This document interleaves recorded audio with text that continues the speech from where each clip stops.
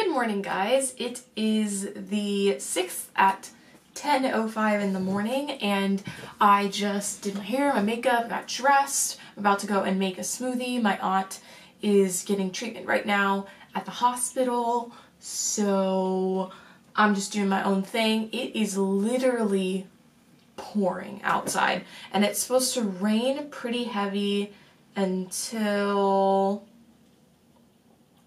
like 12. So either way, I'm going to be walking in the rain to get the tram. I'm about to set this video to export. I'm currently just charging up my earphones right now. So once those are charged, I'm going to go. But yeah, excited to get my lift in. I love the gym so much. Like, people always ask me how I stay so motivated, and I think it's because, number one, I've been working out so long now. For me, at least, I've never gone this long being dedicated to like one thing besides like YouTube. Because I started lifting September 2015, and for the first like 2 months I was doing everything wrong, which is perfectly fine. I was a beginner, but once I found lifting, I really enjoyed it. So my biggest tip, I'm trying to figure out what to do with my hair right now. This is such a train wreck. My biggest tip is to find something that you enjoy doing in the gym and stick with it. If you don't stick with it, you'll never see results.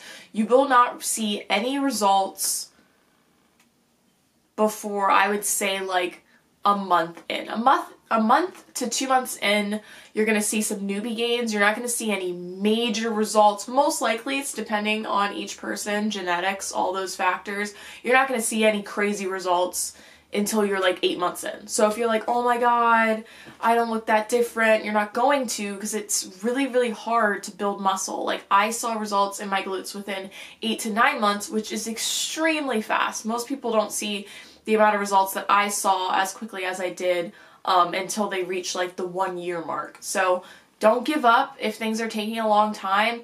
Try not to focus so much on what you look like, and focus more so on the exercises that you're doing and just getting enjoyment out of whatever it is that you're doing in the gym, because like being motivated through how you look can only get you so far. I feel like I've not done a little workout commentary box in a hot minute, so I thought I would do one for today's workout.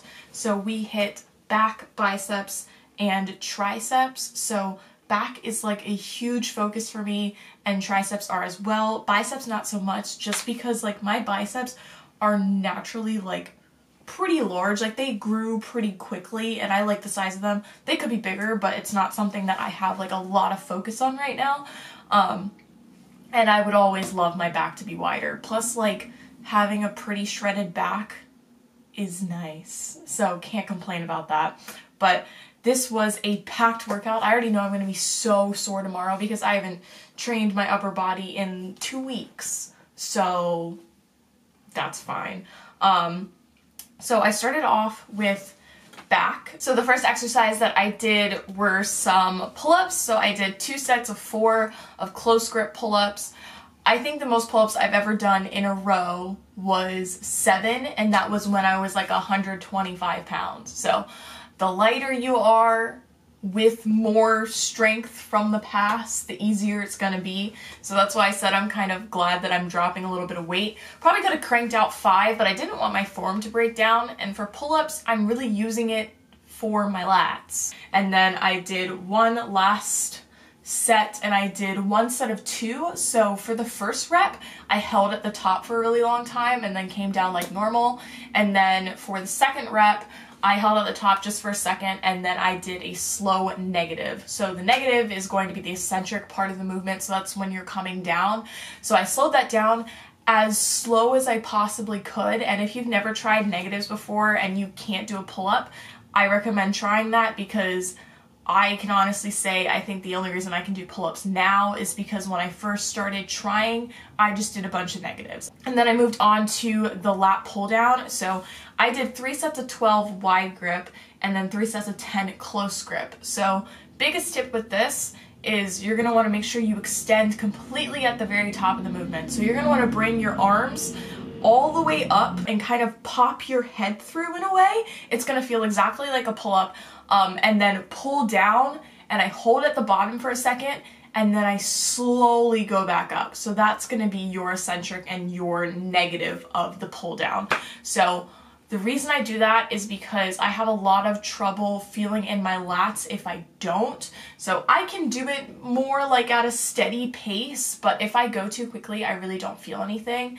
And obviously I want to be feeling something, so I do the same exact thing for close grip as well. So close grip, I had one of the like triangle handle attachments, and if you do a thumbless grip, it really helps hit your lats more because you're not using as much of your biceps.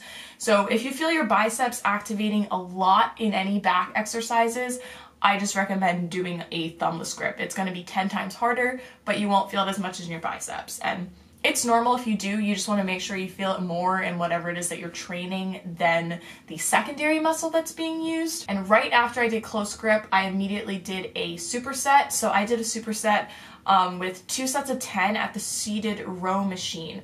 So I actually used a rope attachment. Usually I'll use that same attachment that I used for the close grip pull down, but I thought I would switch it up because like a while ago, Robbie was telling me that Julian posted a video on Instagram using the rope attachment for the seated row, and I thought it was the weirdest thing in the world, and I was so confused, and I said I was going to try it, and I never did, so I thought I should do that. Biggest tip for seated row is make sure that your shoulders do not get involved in the movement, because you can quickly just F up your shoulder if you roll your shoulders back in the movement. So make sure you keep your shoulders forward and just pull back with your biceps and squeeze your middle back together as hard as you can. So then I moved on to triceps. Triceps are literally a train wreck for me. So I want to say for a good year, I was probably doing all the tricep exercises that I'd ever done wrong. So I still saw some results considering that I wasn't really doing them correctly.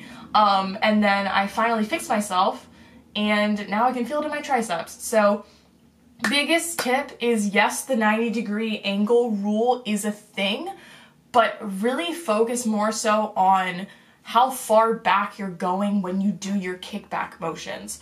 So you never want to lock out your elbow, first of all. Never want to lock it out. So make sure you never do that. But when you're kicking back, kind of bring your arm outwards and just think for most tricep exercises that when you get to the bottom, if you want to get that extra range of motion, you're going to push back and upwards. So I did 3 sets of 8 of the tricep push down, just with the rope attachment, or pull down, I guess it would be. And then I did 3 sets of 15 with the overhead tricep extension. So I used that same rope attachment, and it's really frustrating because this gym doesn't have any weight so that you can have something in between. So it goes from 2.5 kilograms to 7.5 kilograms. So I need something in between for the overhead, but they don't have any weights that you can put on it, so I can't do anything. So when you're at a cable machine and you like can't adjust it to how heavy you need it to be, just slow down the motion even more. So what I did with this was I started in the normal position, really focusing on bringing my arm upwards over my head and then stopping about like mid where my hat was. So don't always think that using more weight rather than less weight is better, because that's not always the case. It really depends on the exercise and how you are feeling the contractions. So then I moved on and I did the tricep extension just at one of those crossover cable machines. And I did 1 set of 8 with my palm facing downwards, and then I did 1 set of 15 with my palm facing upwards. So when I was pushing down, I believe I was using 7.5 kilograms, and that maybe, I don't know. All of the things were so weird, and like I don't know pounds to kilograms, and it was just a mess. I'm not even sure how much weight I was using. And then palm up, it was just way too heavy, so I dropped it down, and I know that was 2.5 kilograms, so I dropped it down to that, and I just did more reps for that. So I did 1 set of 15 palm ups, and then I did the tricep kickback, but I actually used 2 plates, really used them because I knew how much they weighed and I didn't have to worry about trying to figure out which of the dumbbells was what I needed. So I did those. I've actually never done double at the same time. I'll usually do single because I already have so much trouble feeling my triceps like working when I'm supposed to be using them. So up next I did biceps, and I'm ending this now with a voiceover because literally this edit has taken me like 4 days because the file is low-key corrupt and I've been trying to work with it and it's just a train wreck. So I went ahead and I did 3 sets of 12 with an easy bar. This was like 33 pounds once you convert it from kilograms to pounds. So this is a pretty easy weight for me. And what I try and do is at the bottom of each rep, I try and flex my tricep. It makes it 1,000 times worse and you get a full range of motion. And then I went ahead and I took about a 3-minute break and then went into doing a kind of circuit superset type thing. I only did 1 set of each. So I did 1 set of just regular alternating curls. I believe I did, I want to say 16 reps, but it could have been 20. I'm not positive, but you guys will see. I'm just going to play the entire clip so you guys can see it. But with this, all you're going to do is you're going to start off kind of like straightforward, kind of like you're doing a hammer curl, and then you're just going to twist up, curl, pause for a split second, and then come back down. And what I like to do for biceps, for whatever reason, is to hold my last like 3 to 4 reps just so I can get that full contraction. And then I immediately supersetted that with some hammer curls. And with these, you 100% want to flex your tricep at the very bottom. You guys can see I'm really exaggerating that motion. It really just helps you get that full range. I always recommend either flexing at the bottom, or if you're not doing that, then holding at the bottom and not using your momentum. One or the other works perfectly fine. You kind of get the same pump in the end. But for biceps nowadays, I really just do it just to get a nice little pump. So I'll keep my rep ranges a little on the higher side. That's personally what I like to do, and that's what I've kind of always done. And then I went ahead and supersetted that immediately with some cross-body curls. So this is another one of my favorite exercises because it gives me a crazy pump. So the key with this is to really just cross your chest. So don't swing too much. You want to come to a complete stop. And for the eccentric of the movement, you're going to slow it down really, really slow so you fully feel it in your bicep all the way to the bottom. You're also going to feel this in a lot in your forearms. If you guys notice, my forearms are super vascular whenever I do these, so you're going to feel it mostly in your biceps, but you're definitely going to feel some forearm action, which is nice because I think it's nice to, you know, stay proportional. So my aunt has these cool, like, rice packets. Everything's fine. I don't know if we have, oh my god! I don't know if we have these in America.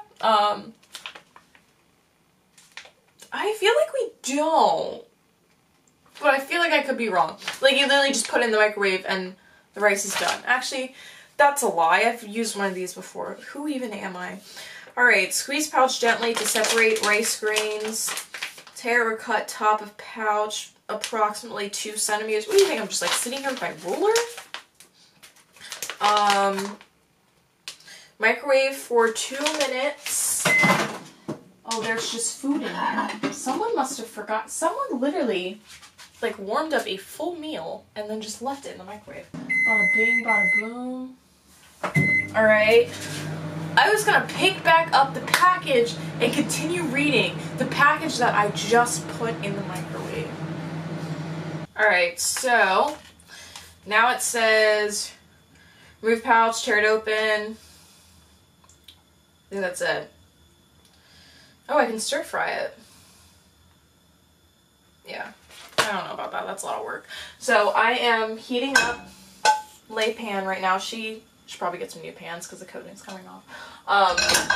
And I'm going to use some extra virgin olive oil. I don't think she has coconut oil here, and that's like what I use. So I'm like, what do I use to cook with? I don't know, but we're going to go ahead and use this. I'm just adding just a little bit. This is way too hot. I'm literally about to fry my egg instead of scramble it. I'm a mess. Why am I a mess? Somebody let me know.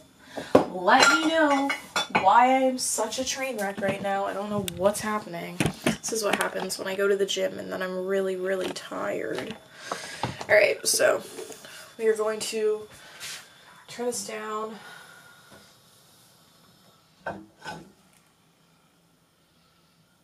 Alright fam, let's see how this goes.